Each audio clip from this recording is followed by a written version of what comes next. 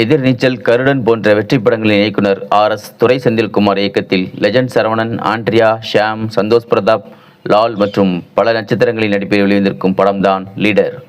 இது ஒரு suspense thriller and sentiment action கலந்த கமர்ஷியல் படம். படத்தோட ஒன்லைன் ஸ்டோரி என்னன்னா, தூத்துக்குடி துறைமுகத்தில் ஒரு தாதா சட்டத்துக்கு புறம்பா தப்பான வேலைகளை பார்க்குறாருன்னு கண்டுபிடிக்கிறாங்க இன்ஸ்பெக்டர். அதை ஆதாரத்தோட அந்த தாதாவை பிடிக்கணும்னு தூத்துக்குடி துறைமுகத்துக்குள்ளே கூலி படத்தில் வர்ற மாதிரி காவல்துறையை சேர்ந்த உளவாளிகளை உள்ளே அனுப்புகிறாங்க. ஆனால் அந்த தாதா உளவாளிகள் எல்லாம் உருத்தறியாமல் அழிச்சிடுறாரு.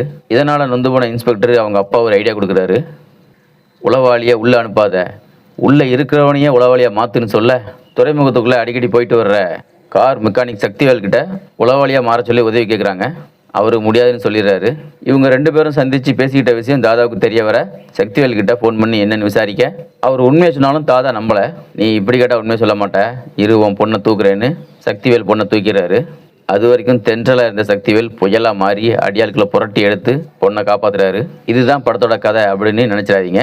இது படத்தோட முதல் 15 நிமிஷ கதை தான். இதுக்கப்புறம் தான் கதையை சூடுபிடிக்க ஆரம்பிக்குது. சரவணன் அண்ணாச்சிக்கு மிகப்பெரிய வாழ்த்துக்கள். தன்னை ட்ரோல் பண்ணவங்களையெல்லாம் வாயாடக்க வச்சிட்டாரு. முதல் படத்தில் பண்ண தப்பையெல்லாம் திருத்தி தன்னைத்தானே செதுக்கியிருக்காரு. ஃபைட் சீனில் எல்லாம் இவரோட உழைப்பு செம்ம. ஆண்ட்ரியா சின்சியரான போலீஸ் இன்ஸ்பெக்டர் கேரக்டரில் கச்சிதமாக பொருந்திருக்காங்க. உணர்ச்சிகரமான நடிப்புலையும் ஸ்கோர் பண்ணியிருக்காங்க. ஷியாம் போலீஸ் எஸ்பியாக வர்றாரு.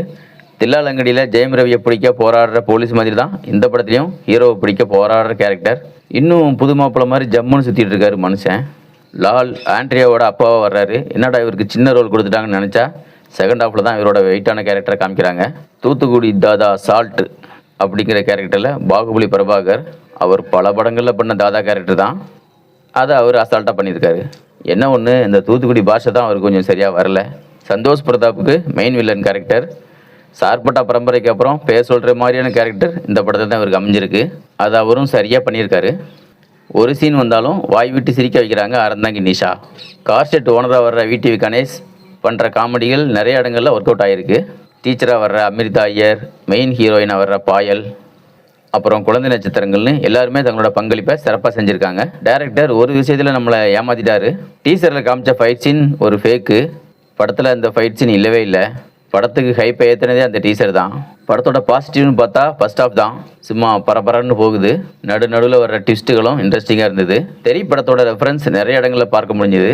ஓப்பனிங் சீன் ஆகட்டும், தாதா கிட்ட ஹீரோ மன்னிப்பு கேட்குற சீன் ஆகட்டும், ஷாம் ஹீரோ விசாரிக்கிற சீன் ஆகட்டும், எல்லாமே விஜயகுமாரை ஞாபகப்படுத்துகிற மாதிரி இருந்தாலும் ரசிக்கும்படி தான் இருந்தது. ஆண்ட்ரியா கண்டெய்னரை பிடிக்கிற சீன் ஆகட்டும், ஹீரோ கண்டெய்னரை கடத்துகிற சீன் ஆகட்டும், ரெண்டுமே செம்மையாக இருந்தது. படத்தோட நெகட்டிவ்னா செகண்ட் ஆஃப் தான். எத்தனை ட்விஸ்ட்டு போதுண்டா சாமி அப்படின்னு ஆகி போச்சு. ஸ்வீட்டு எல்லாத்துக்கும் பிடிக்கும் தான், ஆனால் அதுவே அளவுக்கு அதிகமானால் திகட்டிரும்ல. அப்படி தான் ஒரு கட்டத்துக்கு மேலே தோணுது. ஐயா சாமி, ட்விஸ்ட்லாம் போதும், படத்தை கொஞ்சம் சீக்கிரம் முடிக்கிறீங்களா அப்படின்னு நினைக்க வச்சது படத்தோட நெகட்டிவ். படத்தில் முகம் சுளிக்க வைக்கிற மாதிரி காட்சிகளோ வசனங்களோ இல்லை. குடும்பத்தோட தைரியமாக உட்காந்து பார்க்கலாம். பரபரப்புக்கு பஞ்சம் இல்லாத ஒரு படம் தான் லீடர்.